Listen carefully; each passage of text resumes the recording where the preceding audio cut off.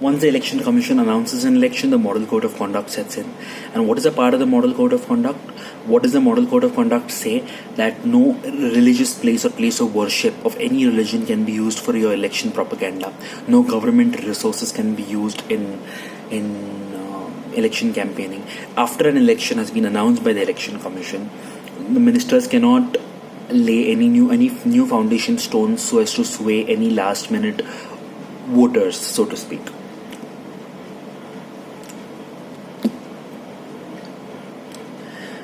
Let's talk about polling and counting of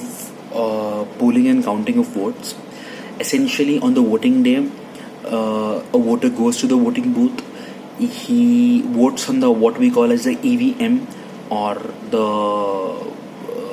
electronic voting machines. The election official slashes his name off manually after verifying his identity card and puts a black mark on his ink or on his one of his fingers to see that, to sort of which is indelible ink and it's not easy to rub off. It's like it's done so that there is no malpractice of the voter voting twice. So also some representatives or agents, a particular number is of different candidates is allowed both in the voting booth and during counting, so that no one can claim that there has been any foul play. Once voting is done, the EVM till the result day is stored in a strong room, which is guarded not just by security personnel but by representatives of different parties 24/7, 365. Even during counting, there is a representative of every single party, so that there is fairness and transparency. So because of so many checks and balances, eventually when a result does come, no one really questions it. What are the malpractices going on in elections still, guys?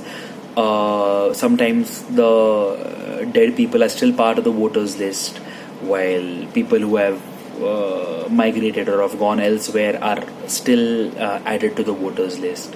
There is still a tremendous influence of the rich and the mighty, negative influence. Voters are still appealed to in the name of caste and religion, so on and so forth. Voters are drilled still, especially poor voters. The parties still attempt to sway them through alcohol, black money, etc., etc.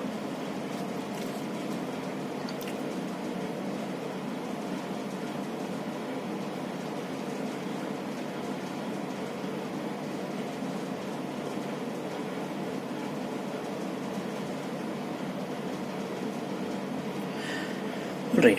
Let's talk about EC, or the Election Commission. What does it do? It has the biggest say in every conduct of every aspect of election, right from its announcement to declaration of results and everything that comes in between. Election Commission strictly imposes the model code of conduct and punishes any party or its leader who do not adhere to the model code of conduct. Election Commission prevents use of governmental resources in election campaigning. The Election Commission, during the model code of conduct, the government officers report to the Election Commission and not to the government. So if any government officer is found to be wanting in adherence of its instructions, it punishes and penalizes the concerned governmental officer. Talking about India's popular participation, or in terms of its voting, or how do we decide India's? It is done by voter turnout figures. Like in Lok Sabha elections 2019, our voter turnout was around 65-66%. It is said to be the highest ever in nationally, and it is said to be the highest ever in the history of our elections, national elections. The poor and the illiterate vote more in number in our country in comparison to the rich and the almighty, and even the educated. Common people in our country consider voting to be a great strength of theirs. They feel that that vote of theirs gives them a bargaining chip with the local political leaders and parties to make them do what they want to do and what they want to see better in their lives, those actions, those activities in return for that vote. So common people in India, especially the lower middle class and the poor, attach a great and a huge deal of importance to elections. If only everyone, irrespective of the quality of their background, irrespective of their financial status, votes, our country really will be better off, and our country really will be a better place. Alright, let's talk about India's elections. We keep saying that India's elections are free and fair. How do we know it? Some facts and figures.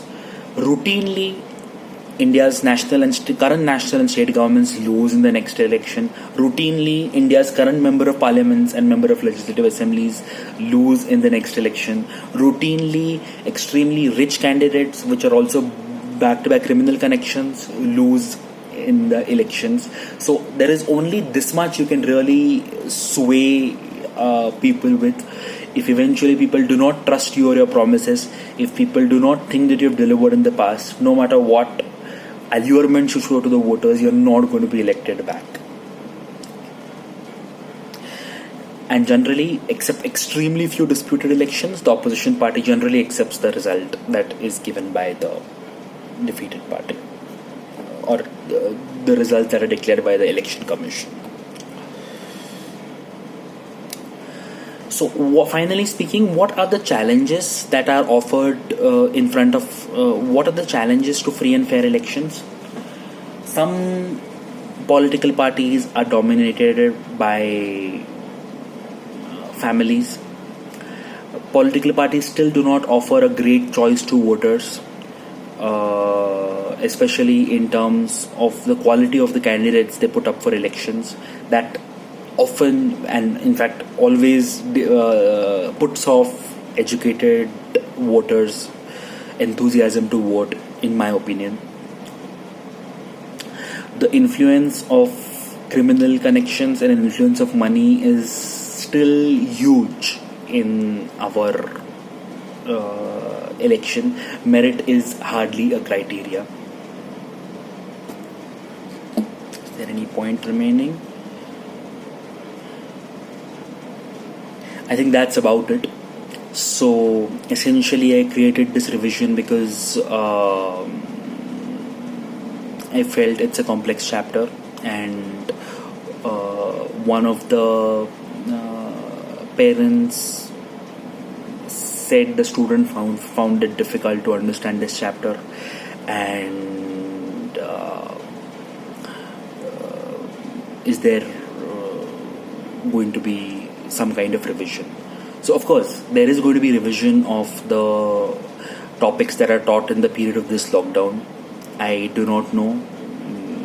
We have to wait for what the government says, but I feel we're definitely in Pune in a lockdown till May end, so we have to study in this form, possibly June end.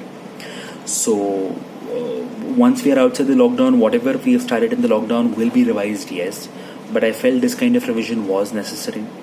I do not think it was a case of not understanding, because I saw the homeworks and the tests of what is democracy, why democracy, and students generally wrote very well in both the homeworks and the tests. This is an extension of that.